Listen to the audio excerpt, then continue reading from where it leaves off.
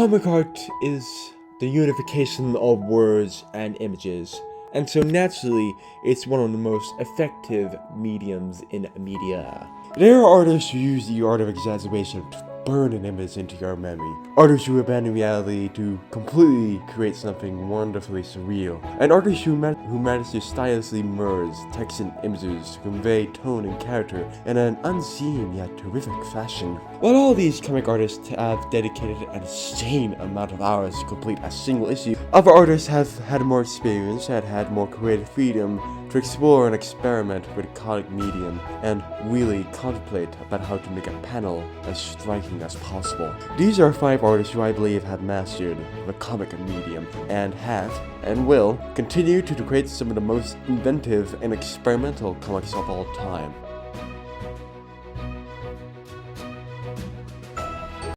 Todd McFarlane has been described as the comic artist who never grew up. Todd has had an uneasy relationship with wider comic corporations and today chooses to make his comics independently.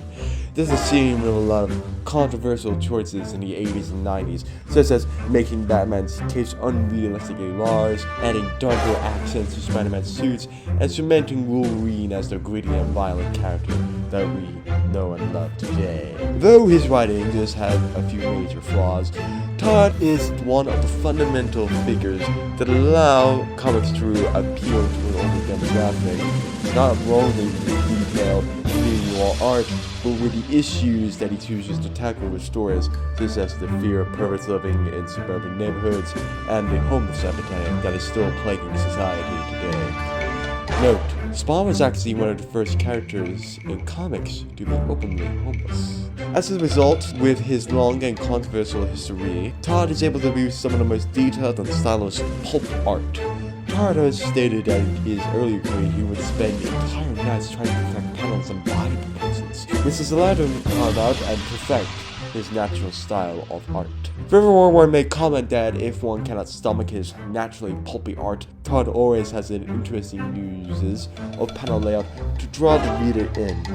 Whether that be using webs as panels when drawing Spider-Man or using nightmarish, hellish textures for panels to create an unearthly tone and atmosphere that really attracts readers who like seeing dark, fanciful elements of stories. This dark and mature design philosophy can even extend to basic panel structure. For example, like when Todd presents a new weird villain, he makes the panels much more rough and sketches like really accentuate his presence. To conclude, Todd has been the engine for originality and creativity for the comic industry, and the contributions he made to the medium should not be forgotten. While Todd needed time to really master his expertise, Frank Miller's artwork can range from the most fluid and best-looking comics, and over time it's just stiff, awkward, and generally off-putting. While some of his recent works are distinctively bad, there's a series which he illustrated which demonstrates his incredible art skills as well as his writing ability, that being Sin City. Though Frank is only using a black and white art style, it seems that Frank is trying to make every panel look as pleasing as possible. Whether that be using shadows to highlight the duality of some characters, using simple silhouettes to create a great and cartoony but ultimately very pleasing image, and even applying an absurd amount of detail to obscure backgrounds. Frank famously used water paints and different types of pencils to not only create a comic that is unlike any other, but also cement the idea that Frank treats every panel like a painting.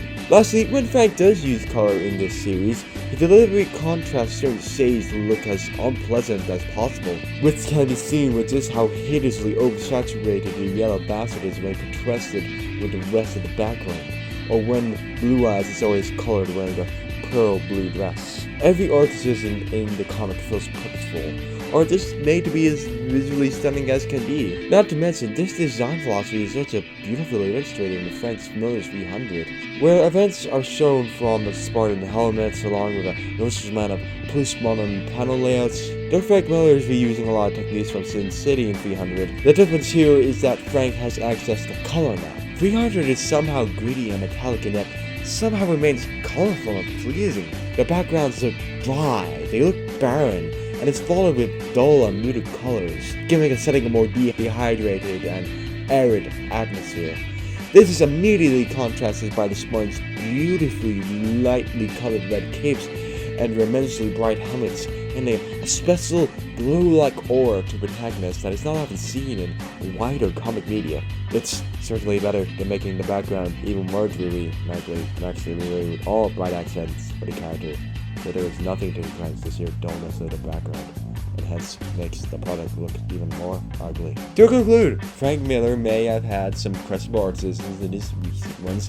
He has produced some gorgeous illustrations, however, that has set the standard for what can be done in graphic novels and will continue to inspire artists to this day. You most likely know Dave McKean from Neil Gaiman's Sandman. Although McKean has literally done some wonderful work with a series that's renowned as Sandman, I personally believe that his magnum opus is Batman Arkham Asylum, A Serious House on Serious Earth, or BAA as we're going to call it. While McKean tries to replicate the chaotic nature and atmosphere of a dream with his penmanship in Sandman, it's apt to say he wishes to replicate the texture and feeling of madness in BAA. Miller and McFarlane will exaggerate reality for their works, but McKean will delve unflinchingly into fantasy and unreality. There are so many examples of McKean's disregard for reality, but the one we're focusing on is the cover of BAA. Look at how the Joker is presented with flared eyes, jagged, almost bestial teeth. Observe how the face is superimposed upon the asylum. The additional features, such as that the Joker is more of a ghoul and ghastly figure than he is a regular man, is not realistic, but that's never McKean's intent when drawing, and as a result, we get unforgettable art that leaves us with a sense of uneasiness unlike any other. Both Sandman and BAA feature such detailed images that are masked with mist, fog, or ridiculous amounts of shading, creating this uncanny mix between such comprehensive drawings presented in such an otherworldly fashion that it makes them so unique from even Marvel's best artists. Not to mention, he has an interesting way of presenting character traits through how he draws text bubbles. Most notably with Joker. Joker in BAA doesn't really have speech bubbles.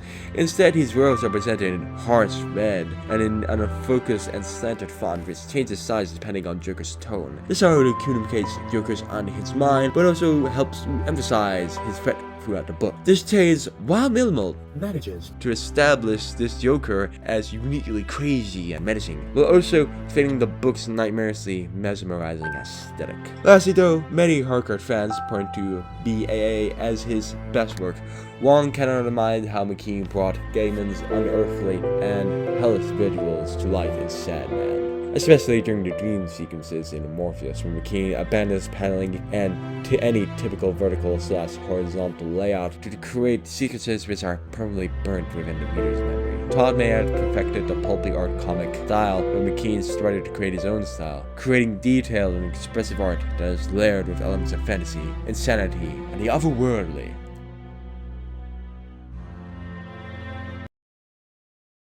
Originally, Nikhil Singh was meant to be at the top of the list, as many fans have debated that she is one of the best illustrators of our time, with her spending absolutely absurd quantities of time and effort into a single page. Take a look at a few of these pages, they're just wonderful. You can't imagine Marvel or DC producing work this good and unique, at least not anymore. Even if the book she's working on isn't that good, her visuals draw you in regardless. At points you can't just stop reading the speech bubbles and gently admire the beautiful detail and artistry on the page.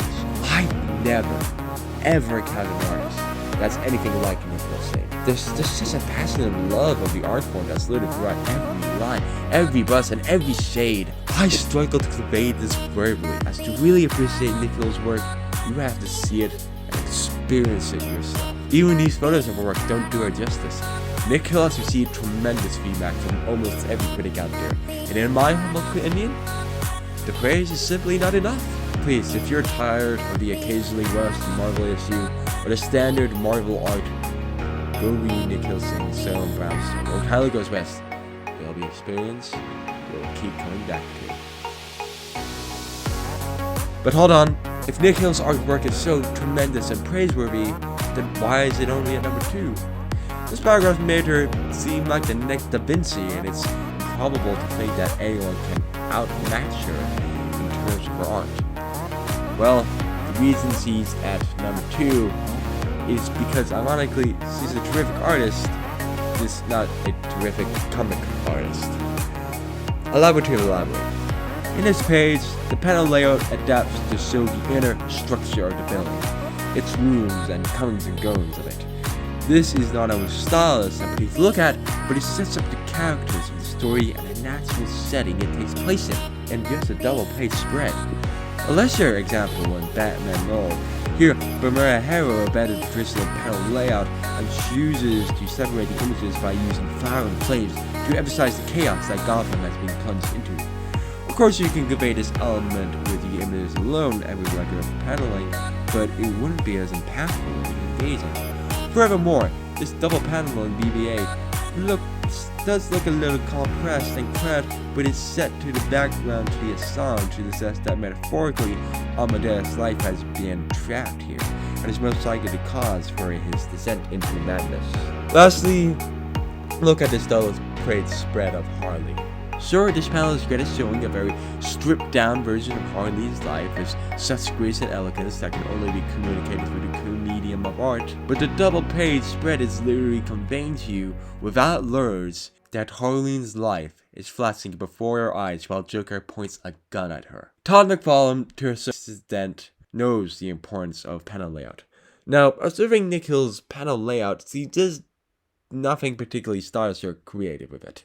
The tone, mood, and thoughts of the characters are all communicated through imagery, and not panel layout. You may argue that this doesn't make Nick Hill any less a phenomenal artist. You could even argue that the bland panel layout is simply a limitation of our art style, to which I would partially agree. For me, excellence is not one single great aspect, but a blend of extremes. Hence, my number 1 artist has succeeded in all these areas, such as art, color choice, panel layout, and text layout. The best comic artist to ever grace the medium is, without a single doubt in my mind, Emily Carrol. At first, one may disregard her work as being cartoony, but still atmospheric. However, like Dave McKean, she's able to abandon reality to create imagery and sequences that in many cases do not make sense, but instill the reader with an unmistakable sense of dread.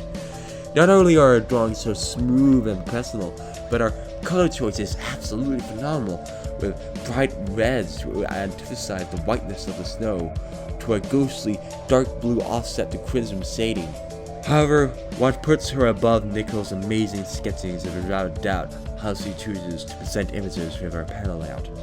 Take a look at this panel. If you look at it objectively, it's just some people eating dinner at close-up. The meat and the focus upon sharp cutlery and teeth all help to establish a terrifyingly foreboding atmosphere. You could convey this in a single image, not a portrait, and even if Nicole Singh was given a total creative freedom, I doubt she could accomplish this effectively as Carol does. The cuts are amazing, the art is mysterious, and use of paneling is some of the best I've seen. Emily Carrol really does succeed in every aspect of being a comic artist.